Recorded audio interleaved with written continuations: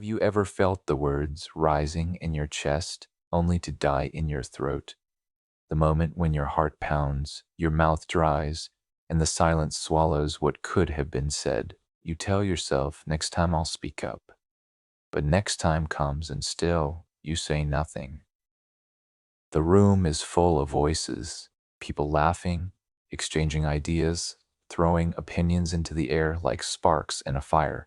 And you sit on the edge of your chair, your palms sweating, a thought burning inside you.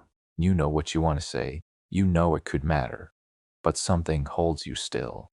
It's not that you don't have the words, it's that your courage collapses under the weight of fear. The moment passes, the conversation moves on.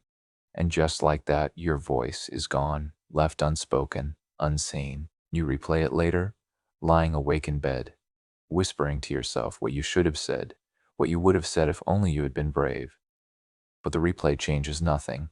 The silence remains, chaining you to regret. This is the prison you live in, the invisible cage of unspoken words. You wear the mask of normalcy, but deep inside, you feel the tension of a life muted. The frustration eats at you. You wonder, why can everyone else speak so freely? Why does my voice feel like a locked door? The truth, you are not alone. Millions live in the same cage. For some, it's a classroom where they never raised their hand. For others, it's a stage they never stepped onto. For many, it's a love they never confessed, a job interview where silence cost them their dream, a dinner table where truth was swallowed because fear was stronger. Fear becomes the jailer and silence the chains. You begin to notice how silence shapes your life. You avoid opportunities because they require speaking up. You shrink in meetings, convincing yourself your ideas aren't worth hearing. You avoid eye contact, hoping no one will call on you. And every time you stay quiet, the cage grows tighter, the chains grow heavier. This isn't just about communication. It's about freedom, because when you silence your voice, you silence your power.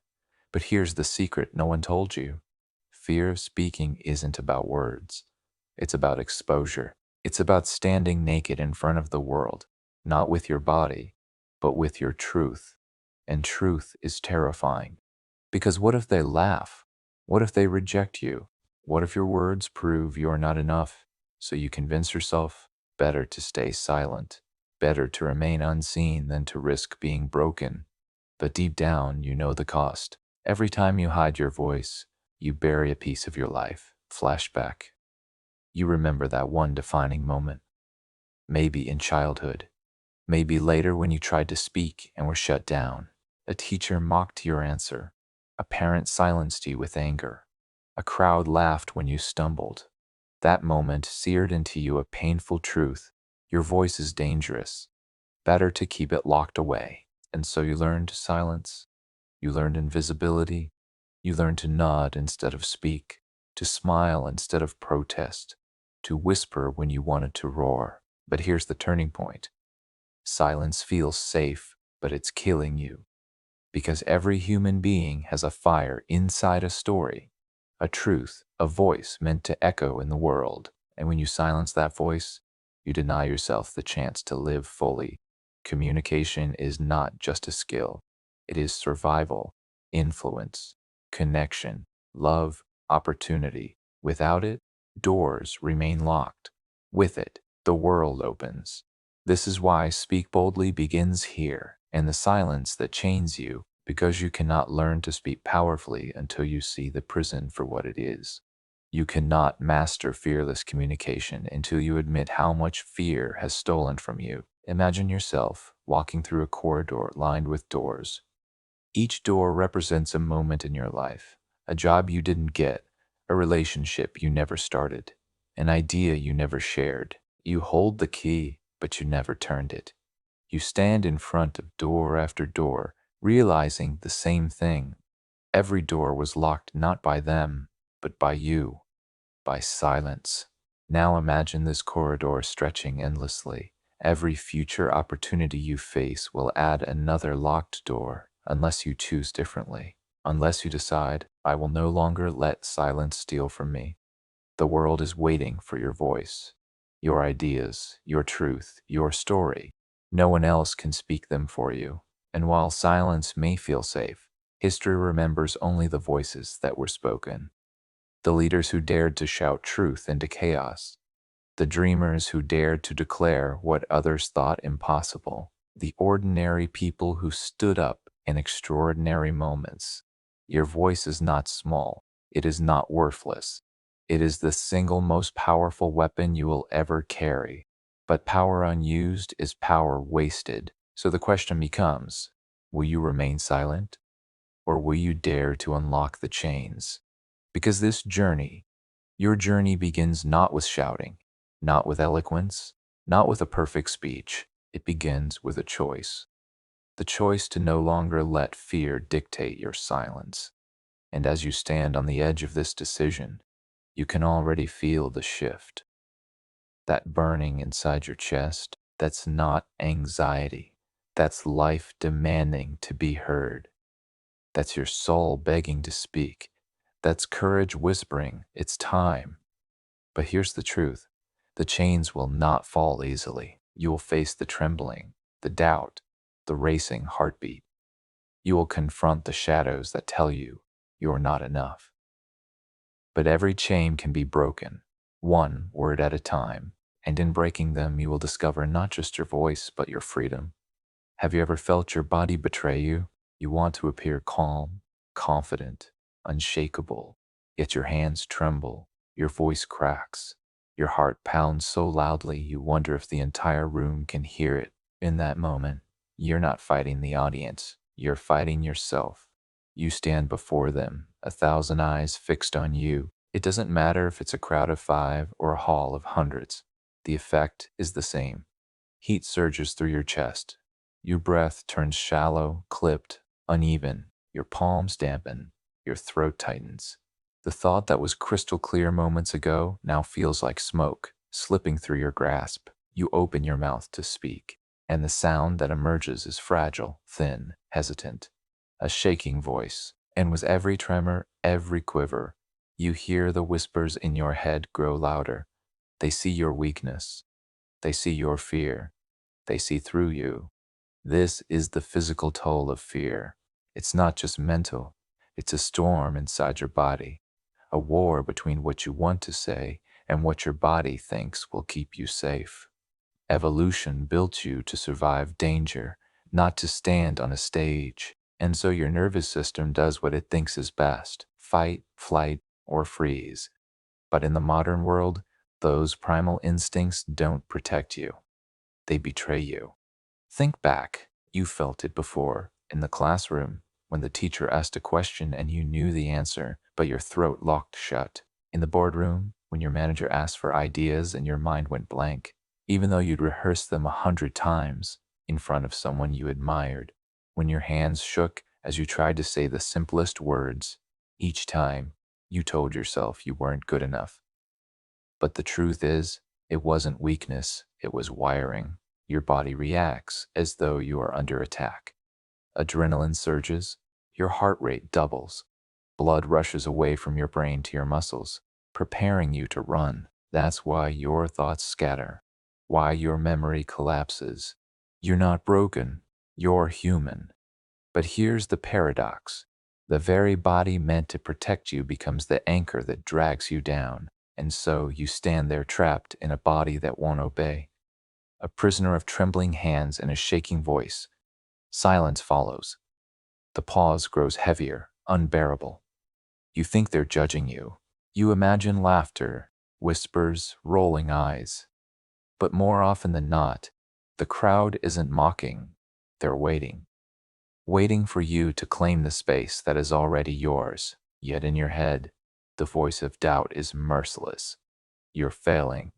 You're exposed. You don't belong here. That inner voice is louder than the audience, and that is the true weight of fear, the inner war between desire and doubt. Courage is not the absence of fear. Courage is the decision to act in spite of it. These words echo from the pages of Speak Boldly, reminding you that fear will never vanish. The trembling may never fully disappear, but fear can be transformed. And that shaking voice, if you let, it can become the roar of a lion. Picture this, a violin string. When it trembles, it creates music. What if the same trembling in your voice is not weakness, but energy? What if it is your body telling you, this matters, this is important, this is real, because no one trembles over something meaningless. The shaking voice is proof that your words carry weight. Now imagine reframing that fear. Instead of, they're watching me, think, they're listening to me. Instead of, my voice is shaking, think, my heart is alive. The great speakers you admire, they all shook once. They all trembled. They all felt the fire in their chest and the quake in their voice. The difference is, they kept speaking. They used the energy instead of running from it. Close your eyes, feel your heart beating, your breath rising. Instead of resisting, surrender. Align your breathing. Slow it down. Inhale deeply. Exhale fully. Your body begins to obey. The racing slows. The tremor eases. And then, one word, just one word, spoken with all the courage you can summon. It's not perfect. It's not flawless. But it's yours. And as it leaves your lips, the weight lessens, the chains loosen. For the first time, you glimpse the possibility, I can do this. I am not my fear. Fear will always whisper. Your body may still shake, but remember, no audience remembers the trembling hands. They remember the message, the heart, the conviction. They remember the courage it took to speak despite the quake. You are not measured by the smoothness of your delivery, but by the truth of your voice. So the next time your voice shakes, don't hide it. Don't apologize for it. Let it tremble. Let it crack. Let the world see that you are human, that you care, that this moment matters. And with each word, you will find your voice growing steadier, stronger, more unshakable. Because transformation begins not when the shaking stops, but when you learn to speak through the shaking. What if the memories you've been running from the ones that made your voice tremble, the ones that silenced you, are not your curse but your key? What if the very moments that broke you were the stepping stones to the voice you were always meant to claim? You remember it, clearer than you'd like. A place that should have felt safe, now tattooed into your mind as a battlefield. The air heavy with chalk dust, the buzz of fluorescent lights above. You had the answer. You were sure of it. For once, courage stirred within you, urging you to raise your hand, to claim your voice, to be seen. Your hand lifted, your mouth opened, and then it slipped. A word mispronounced, an answer half-formed, a thought incomplete. The silence that followed was brutal, but not as brutal as the laughter.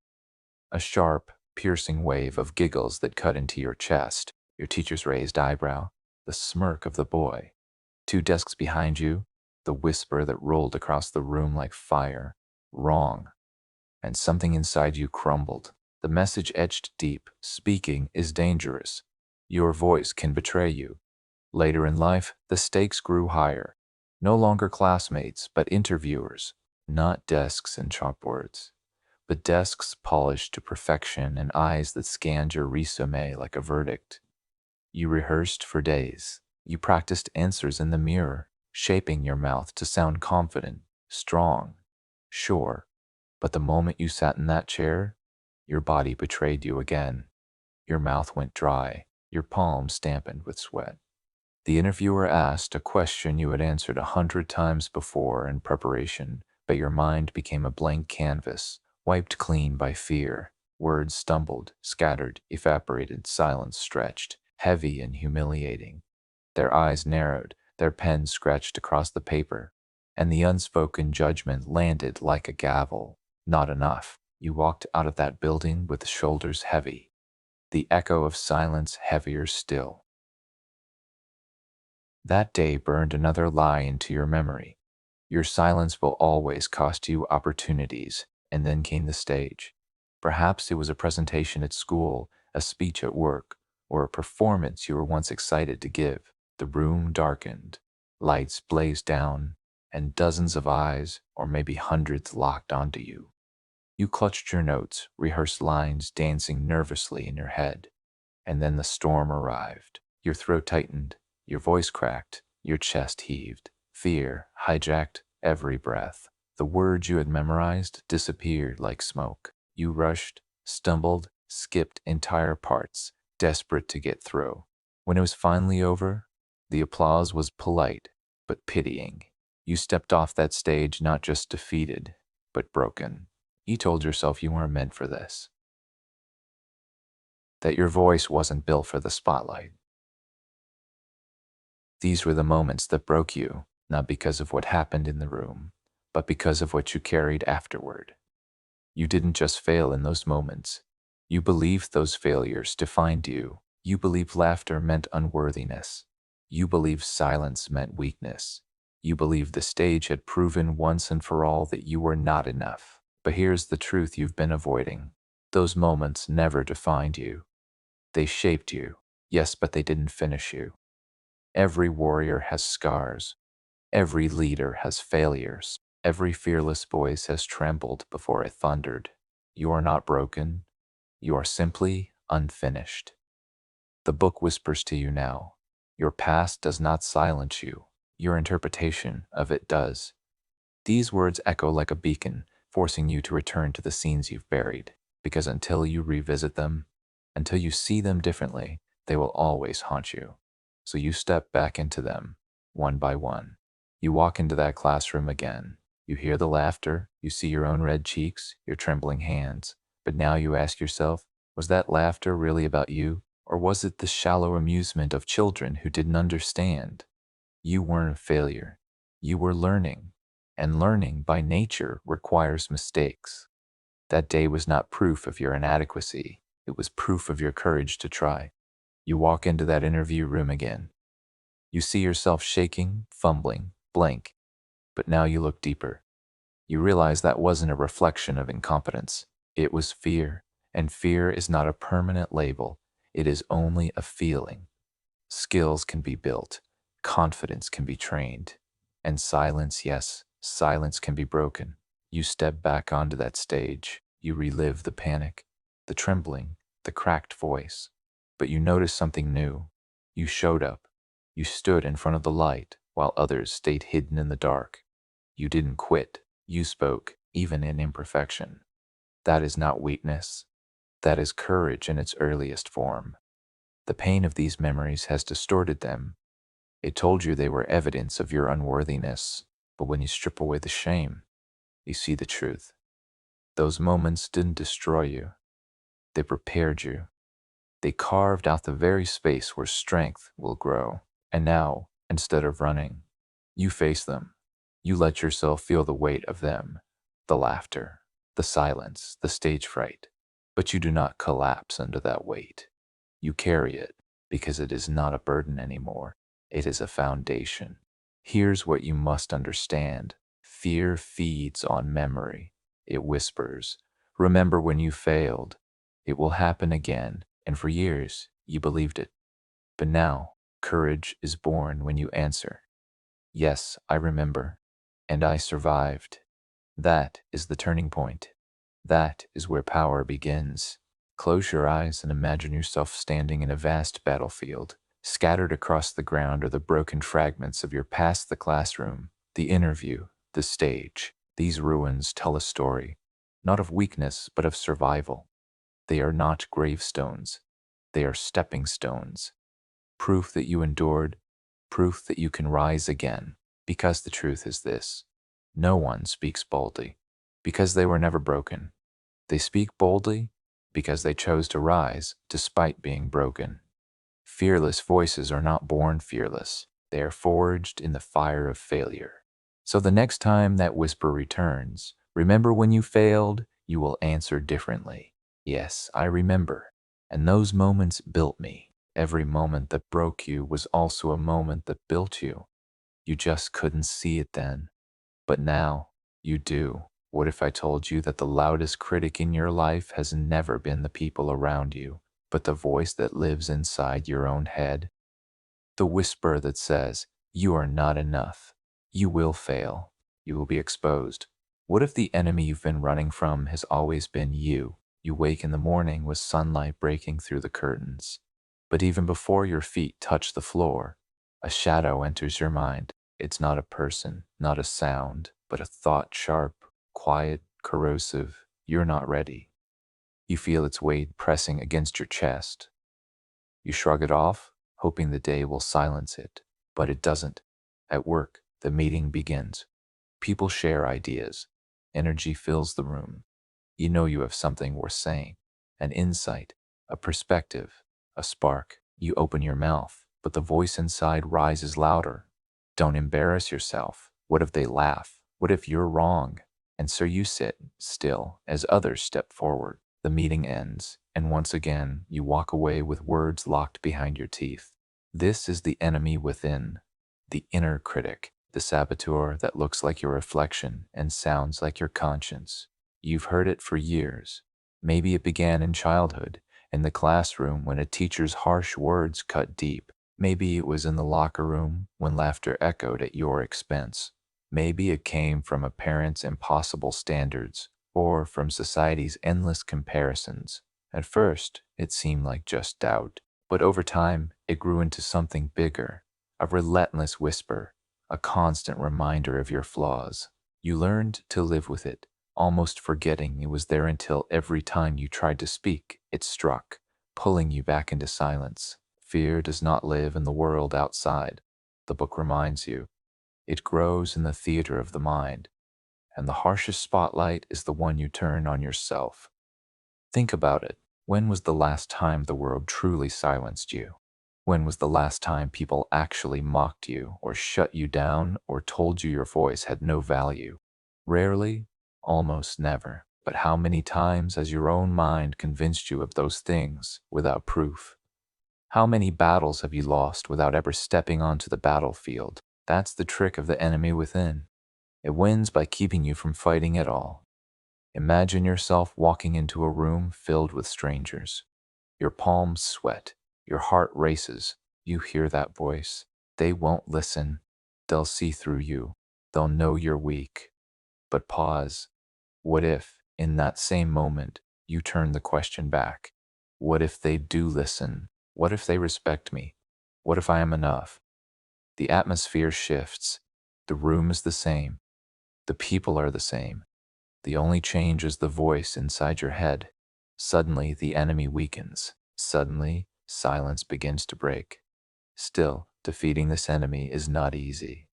It requires recognition first. You cannot fight an enemy you refuse to see. Begin by naming the voice when doubt whispers. Call it out. Don't pretend it is truth. Don't mistake it for instinct. Say to yourself, this is fear. This is not me. Because here's the truth. You are not your fear. You are the one who hears it. Daily life is filled with these small wars. You hesitate to raise your hand in class. You avoid sharing your opinion in a meeting. You delay the conversation you've been meaning to have. And every time, the voice inside congratulates itself. I told you so. You couldn't handle it. But here lies your turning point. Fear will always speak. The enemy will always whisper. The question is not how to silence it completely. The question is whether you will listen. The book's wisdom cuts in again. Courage is not born from erasing doubt. It is born from acting despite it. Read that again. Despite it. Not without it. Despite it. Picture this scene. You stand backstage, moments before stepping onto a stage where dozens of eyes wait for you. Your body trembles. Your heart pounds. The enemy within screams louder than ever. You will fail. You will choke. You will make a fool of yourself. And yet, you take one step forward, then another. The spotlight finds you. Your breath shakes. Your voice wavers, but you speak. Not because the enemy has vanished, but because you chose to act anyway. And in that moment, you realize the enemy within has no real power. It cannot stop your voice. It cannot chain your spirit. Its only weapon is persuasion. And when you refuse to believe it, the weapon shatters. Think of all the heroes, leaders, and voices that have shaped history. Do you think they never heard the enemy within? Of course they did. The difference is that they didn't mistake the voice for truth. They didn't let it hold the pen that writes their story. And now, neither can you. So how do you fight this enemy? Not with silence, not with waiting for confidence. You fight it by speaking anyway, by proving it wrong again and again until its whispers lose their volume. Each time you act, you shrink the enemy. Each time you speak, you take back ground. Each time you choose courage, the voice grows weaker. Right now, the enemy inside may feel powerful, but one day, if you keep moving, keep speaking, keep daring, you'll look back and realize that voice never held chains at all. It was smoke, illusion, shadow. You were freed the entire time. What is heavier than silence? It is not the absence of words, but the presence of eyes. Eyes that stare, eyes that measure, eyes that judge. Have you felt it? That invisible weight pressing on your chest the moment you rise to speak? The crowd silent, faceless, and yet louder than thunder waiting, watching, ready to turn your words into ashes. You tell yourself you are only afraid of speaking, but the truth is sharper. You are afraid of them. You stand at the edge of a room filled with strangers. The air is thick, the kind of stillness that magnifies every heartbeat, every shallow breath. You clutch your notes tighter, though you know they will not save you. Your palms sweat, your throat dries, and your mind whispers a story it has told you countless times. They will laugh, they will frown, they will reject you. And isn't that the oldest wound you carry? The memory of laughter that wasn't with you but at you. The sting of ridicule that cut deeper than any blade. The rejection that told you without words you don't belong here. This is the shadow of the crowd. It has followed you since childhood. Remember the classroom? The time you raised your hand, voice trembling, only to hear muffled giggles behind you. The teacher's eyes, heavy with impatience, cut you down before you could finish. That moment planted a seed, didn't it? A seed of doubt that grew roots deep inside. Or the playground when you dared to speak differently and someone mocked your accent, your tone, your words. You laughed along with them to hide the sting, but inside, something shrank. These shadows never left. They lingered. They learned to whisper at just the right moment. When you're about to stand, about to speak, about to risk being seen, the book reminds you of a piercing truth. We are more controlled by the fear of humiliation than by the pursuit of success. And isn't it true? You would rather stay invisible than risk rejection. You would rather swallow your truth than expose it to ridicule.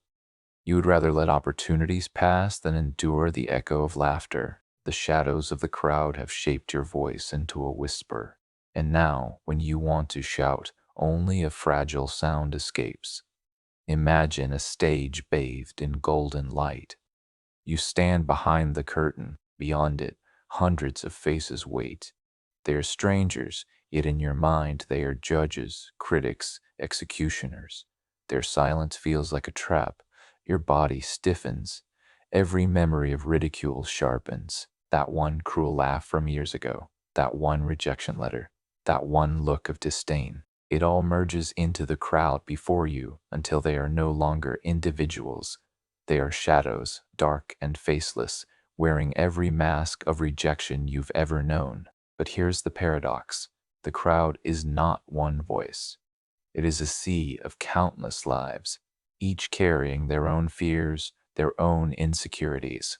Most are not judging you. They are too busy fearing judgment themselves. The book whispers again. The truth is, people think of you far less than you fear. They are too consumed by their own shadows. And yet, you cannot escape the weight. Because fear doesn't live in reason. It lives in memory. You recall the office meeting. Your idea was strong, solid, worth sharing. Yet you stayed silent. The room moved on.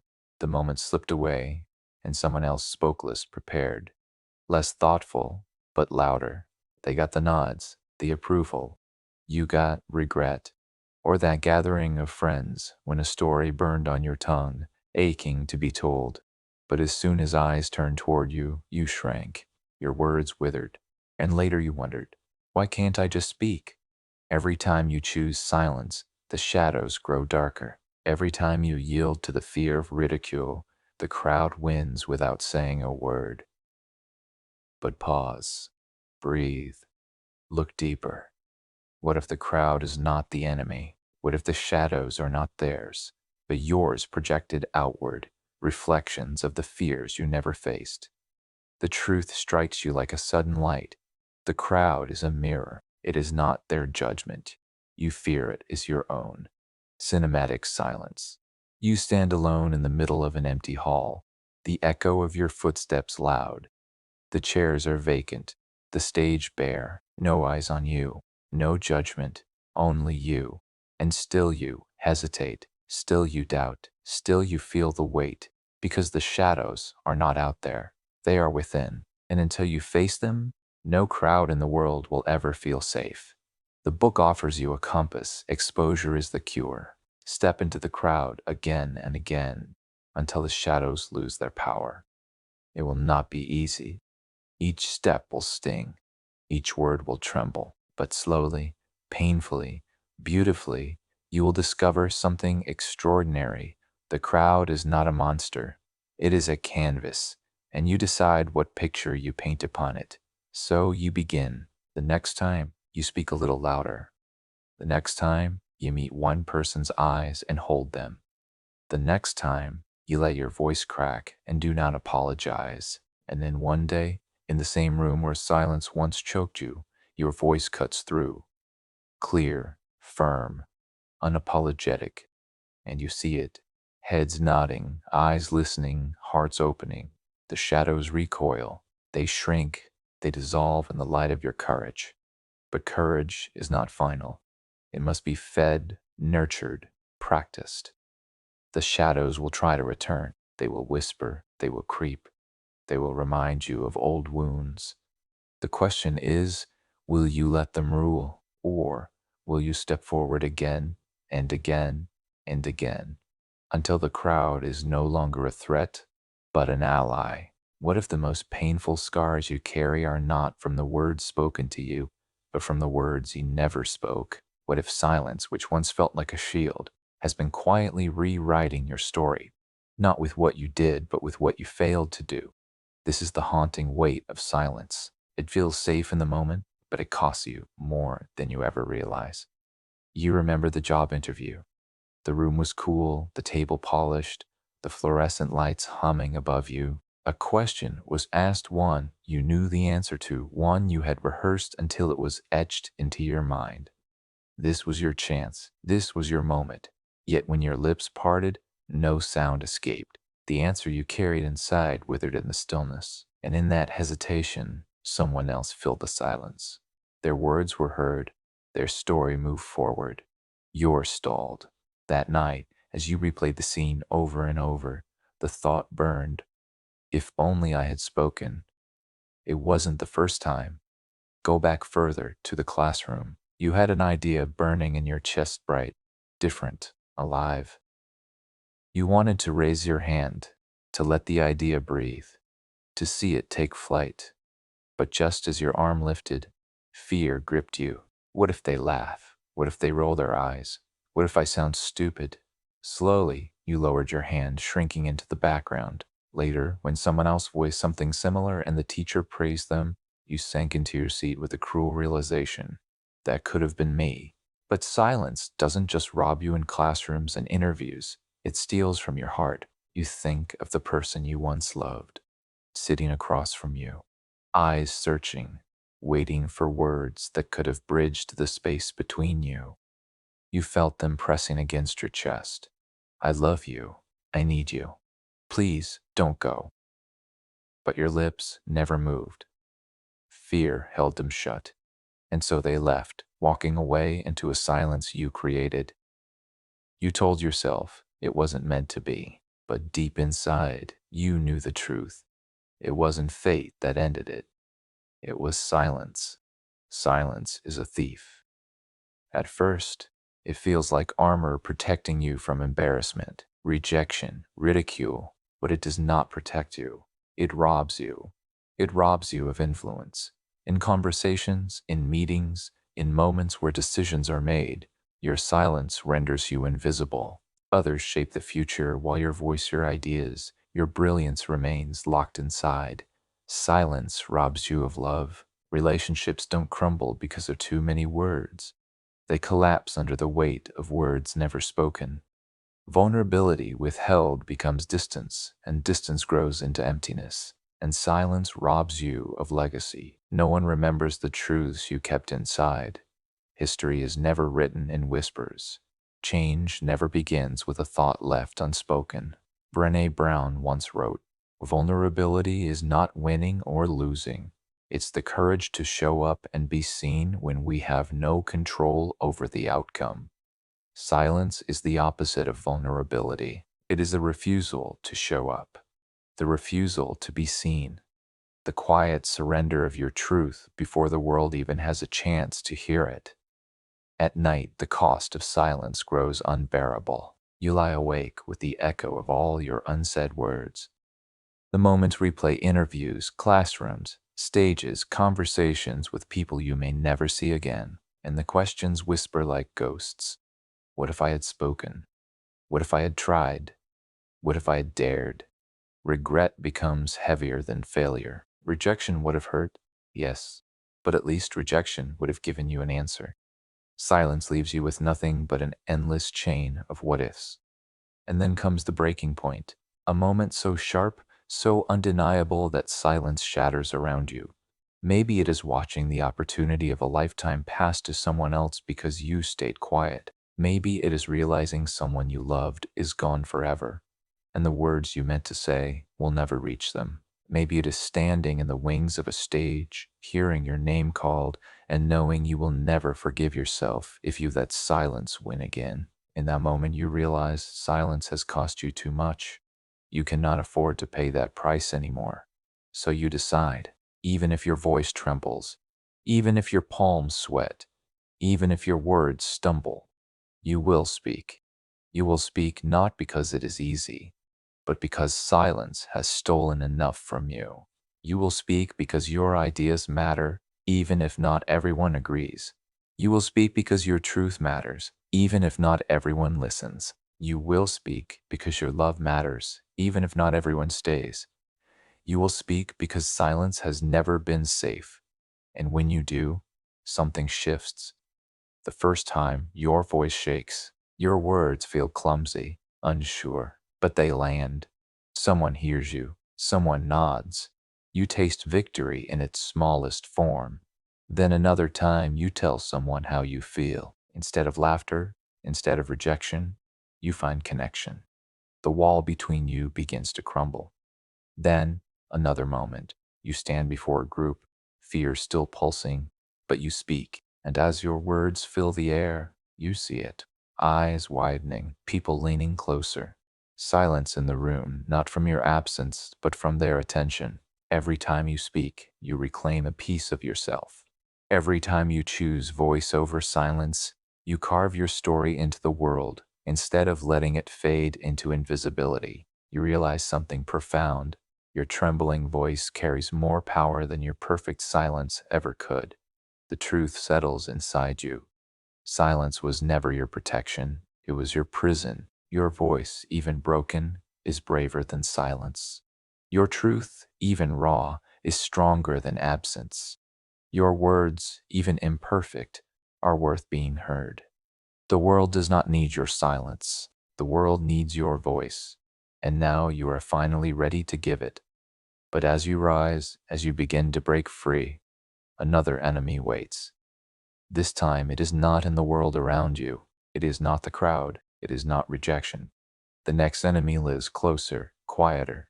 It lives inside you, a voice that whispers when the world grows quiet. You are not enough.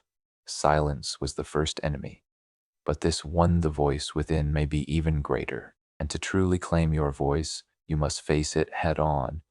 What if the very thing you call weakness is actually your strength in disguise? What if the trembling in your hands, the pounding in your chest, the nervous fire that feels like it will consume you is not your enemy, but your fuel. For so long, you have seen fear as the cage that locks you down.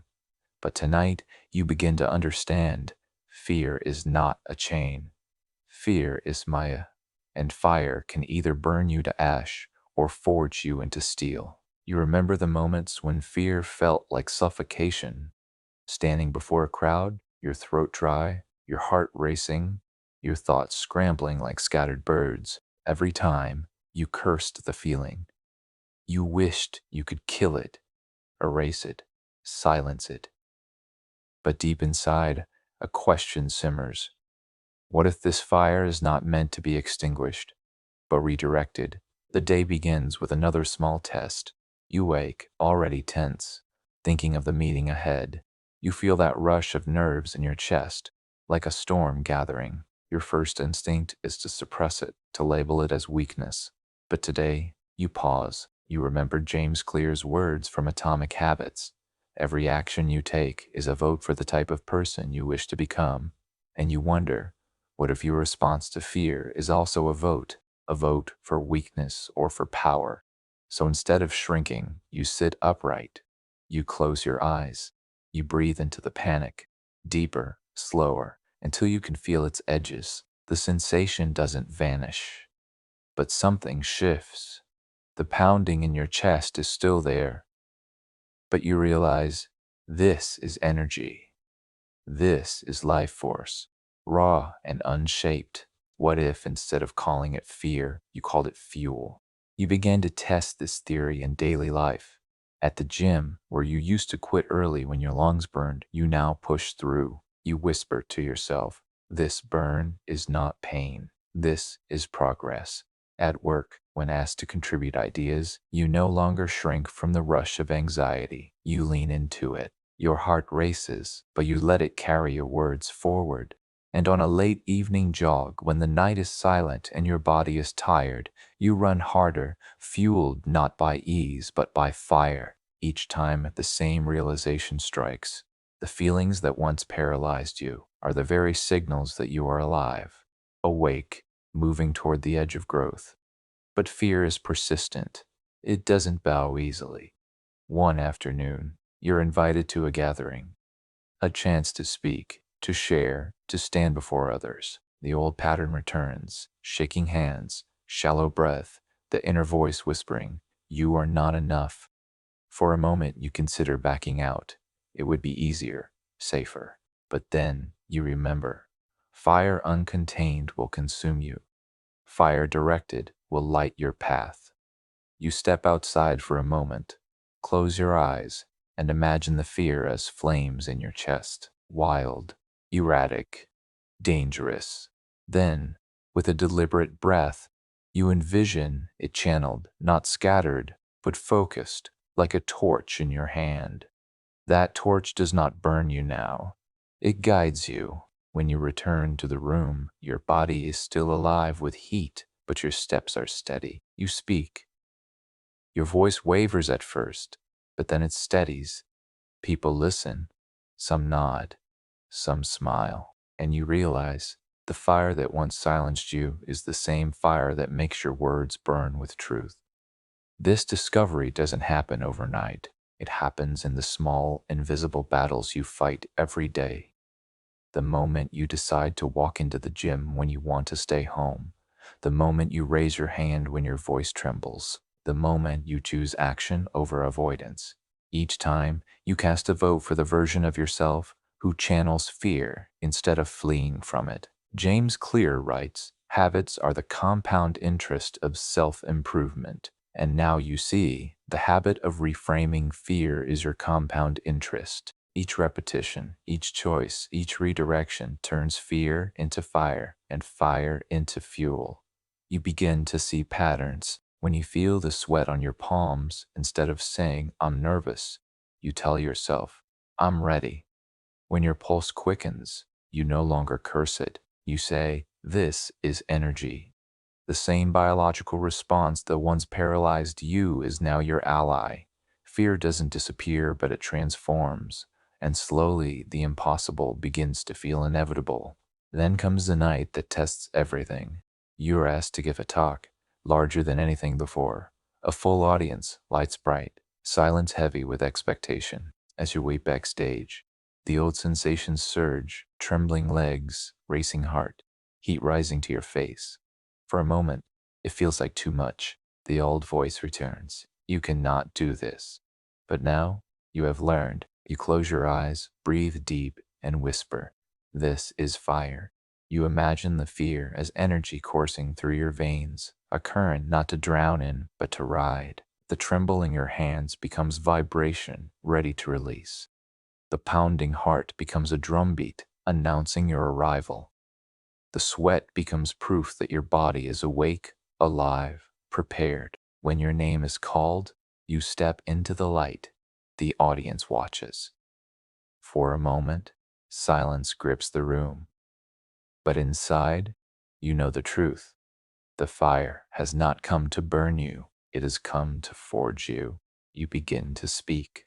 The words flow, carried not by perfection, but by presence, not by control, but by courage.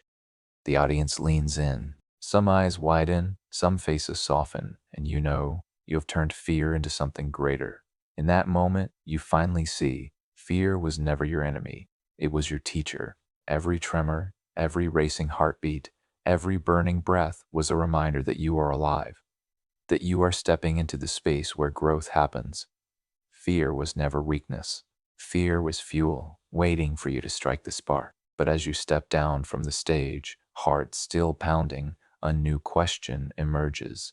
If fear can be transformed into fire, and fire into power, what will you build with it? Have you ever walked into a room and felt invisible before you even spoke?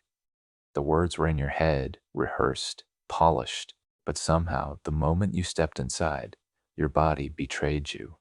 Your shoulders curled in, your chest tightened, your voice shrank. You hadn't even said a word, and yet the decision had already been made. You were small, unseen, powerless. But presence, true presence, doesn't begin with words. It begins with you, with the way you hold yourself, with the breath you take before stepping into the light, with the way you claim space in a world that's been training you to shrink. Tonight, as you stand before the mirror, you notice the subtle collapse of your posture, the way your chin dips down as if you are apologizing for existing, the way your arms rest close, guarded. It's a silent language, and the world has been reading it all along. You take a step back, you breathe, and you wonder, what would happen if I changed this story? Not with words, but with the way I stand. Morning. The city is alive with motion horns blaring, people rushing, doors slamming. But you walk slower today, as if testing something new. Your spine straightens a little. Your shoulders roll back. It feels strange, almost unnatural, like you are pretending. But in that moment, you recall Amy Cuddy's words from Presence. Don't fake it till you make it. Fake it till you become it. And suddenly, the idea no longer feels like a lie. It feels like a doorway. You remember yesterday sitting in the conference room, eyes lowered, notes clutched like a shield. You had brilliant ideas, but you whispered them as though they were fragile, and they dissolved into the air, unheard. It wasn't that your ideas lacked value. It was that your body told the room you didn't believe in them. Now, you replay the scene differently. You see yourself walking in slower, taller, grounded. You don't rush to the chair in the corner. You stand for a moment, shoulders back, chin lifted, not arrogant, but steady. The room takes notice before you utter a single word. And when you finally speak, your voice carries not because it's louder, but because it's rooted. Because your body says, I belong here. Presence is not about dominance. It's about alignment when your body, breath, and mind tell the same story. When you are not fighting yourself, you close your eyes and practice. One deep inhale filling your lungs, expanding your rib cage. One slow exhale grounding yourself in the moment. Your feet press into the floor as though they are roots. Your arms loosen, no longer clenched, and you feel, in not confidence exactly, but space. A clearing inside you where fear begins to dissolve. There's a ritual now, Every time you are about to step into something that matters, a meeting, an interview, a conversation that terrifies you, you pause. 2 minutes. That's all. You lift your arms high, like a warrior saluting the sky. Or you plant your hands on your hips, chin steady, chest open. The posture of someone who refuses to shrink. Science proves it. Power poses lower cortisol, the stress hormone, and raised testosterone, the hormone of confidence.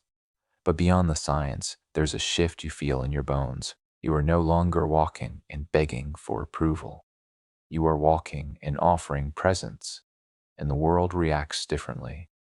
The first time you enter the office this way, heads turn, not because you've changed your clothes or your words, but because something about you feels undeniable. Your voice, even in silence, speaks. The barista at the coffee shop looks up and greets you first. The colleague who once cut you off pauses and lets you finish. The friend who never noticed your silence suddenly asks, "What do you think?" It isn't magic. It's biology. It's psychology. It's posture. But presence is tested most when the stakes are highest. That evening, you are invited to speak at a gathering. A small room, yes, but filled with sharp eyes, critical ears. The kind of audience that once terrified you. As you step toward the podium, the old fear returns, palms damp, knees trembling. The voice in your head hisses, "They'll see through you." You stop, just for a moment. And then you breathe, your shoulders square, your feet plant. You let your arms hang open, not crossed. You let your chest rise, not collapse. You claim space without apology. The silence before your first word stretches long, but in that silence, something shifts. They are watching you, yes, but they are not watching with judgment. They are watching with attention, and that is the difference. You begin to speak. The words flow, carried by a body that is no longer at war with itself. You realize now presence is not about erasing fear. It's about showing up with it, standing in it, breathing through it. Because presence is power, not performance. Weeks pass. Slowly, the world reshapes around you, not because you forced it, but because you reshaped yourself. You notice that in every interaction, big or small, people respond to how you carry yourself before they respond to what you say. A stranger on the train asks you for directions. Your manager calls on you first in meetings. Your friends lean in when you speak, as though your words carry new gravity. And inside, you feel the fire of recognition. You were never invisible. You were only hidden behind yourself. Now the mirror shows you something different. The same body, yes, but alive with intent, shoulders back, eyes lifted, breath steady. You no longer apologize for the space you take up. You own it. Presence has become your language, and the world finally hears you. But the journey does not end here, because presence may light the flame, but it is not enough to sustain it. The fire needs direction. The voice needs purpose. The courage needs a mission. So the question becomes, now that you can be seen, what will you say?